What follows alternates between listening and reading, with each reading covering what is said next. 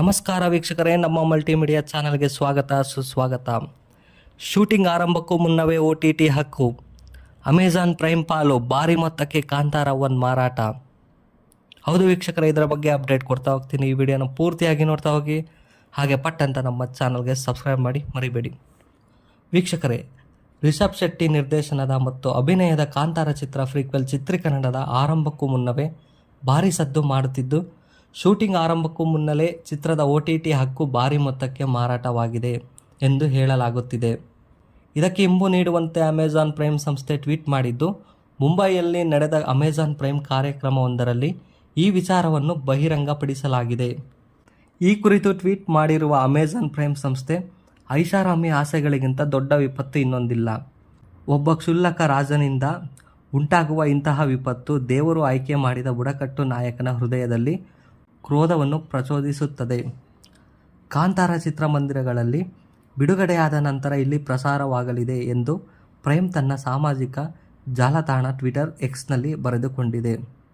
ವೀಕ್ಷಕರೇ, ಚಿತ್ರ ಬಿಡುಗಡೆಯಾದ 1.5 ತಿಂಗಳ ಬಳಿಕ OTTಗೆ ಕಾಂತಾರ ಪ್ರೀಕ್ವೆಲ್ ಸಿನಿಮಾ ತೆರೆ ಕಂಡು 1.5 ತಿಂಗಳ ಬಳಿಕ ಅಮೆಜಾನ್ ಪ್ರೈಮ್ನಲ್ಲಿ ಸ್ಟ್ರೀಮಿಂಗ್ ಆಗುವ ಸಾಧ್ಯತೆ ಇದೆ ಎನ್ನಲಾಗುತ್ತಿದೆ. ಕಾಂತಾರ ಪ್ಯಾನ್ ಇಂಡಿಯಾ ಮಟ್ಟದಲ್ಲಿ ಸದ್ದು ಮಾಡಿತ್ತು. ಹೀಗಾಗಿ ಪ್ರೀಕ್ವೆಲ್ ಕೂಡ ಕನ್ನಡದ ಜೊತೆಗೆ ವಿವಿಧ ಭಾಷೆಗಳಲ್ಲಿ ತೆರೆಗೆ ಬರಲಿದೆ. ಕೆಲವು ದಿನಗಳ ಹಿಂದೆ ಹೊರಬಿದ್ದ ಫಸ್ಟ್ ಲುಕ್ ಪೋಸ್ಟರ್ ದೇಶದ ಗಮನ ಸೆಳೆದಿತ್ತು.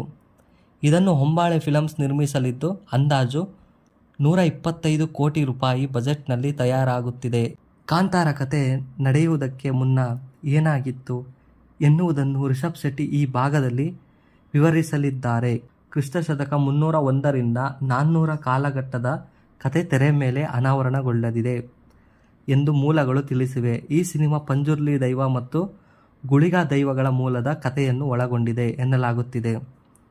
2022ರಲ್ಲಿ ತೆರೆ ಕಂಡ ದೇಶಾದ್ಯಂತ ಸಂಚಲನ ಮೂಡಿಸಿದ್ದ ಕಾಂತಾರ ಚಿತ್ರದ ಪ್ರೀಕ್ವೆಲ್ಗೆ ಮುಹೂರ್ತ ನೆರವೇರಿದೆ. ರಿಷಬ್ ಶೆಟ್ಟಿ ನಿರ್ದೇಶನದಲ್ಲಿ ಈ ಚಿತ್ರ ಮೂಡಿ ಬರಲಿದ್ದು, ಫಸ್ಟ್ ಲುಕ್ ಪೋಸ್ಟರ್ ಈಗಾಗಲೇ ದಾಖಲೆಯ ವೀಕ್ಷಣೆ ಕಂಡಿದೆ. ನೋಡಿದ್ರಲ್ಲ ವೀಕ್ಷಕರೇ, ನಮ್ಮ ಕನ್ನಡ ಮೂವಿ ಯಾವ ರೇಂಜಿಗೆ ಬೆಳೆದಿದೆ ಅಂತ. ಹೀಗೆ ಕನ್ನಡ ಪ್ರೇಮಿಗಳು ಹಾಗೂ ಕರ್ನಾಟಕದಲ್ಲಿರುವ ಎಲ್ಲ ಕನ್ನಡಿಗರು ಹೀಗೆ ಕನ್ನಡನ ಬೆಳೆಸ್ತಾ ಇರಬೇಕು, ಕನ್ನಡ ಮೂವಿನ ನೋಡ್ತಾ ಇರಬೇಕು ಅಂತ ಹೇಳ್ತಾ, ವೀಕ್ಷಕರೇ, ಈ ವಿಡಿಯೋ ನಿಮಗೆ ತುಂಬ ಉಪಯೋಗ ಆಗಿದೆ ಅಂತ ಅಂದ್ಕೊತೀನಿ. ಇಷ್ಟ ಆದರೆ ನಮ್ಮ ಚಾನಲ್ಗೆ ಲೈಕ್ ಶೇರ್ ಮಾಡಿ ಅಂತ ಹೇಳ್ತಾ, ಹೆಚ್ಚು ಅಪ್ಡೇಟ್ಗಳಿಗಾಗಿ ಸಬ್ಸ್ಕ್ರೈಬ್ ಮಾಡ್ಕೊಳ್ಳಿ ಮರಿಬೇಡಿ. ಜೈ ಹಿಂದ್, ಜೈ ಕರ್ನಾಟಕ. ಧನ್ಯವಾದಗಳು ಅಂತ ಹೇಳ್ತಾ ಈ ವಿಡಿಯೋನ ಮುಗಿಸ್ತಾ ಇದ್ದೀನಿ.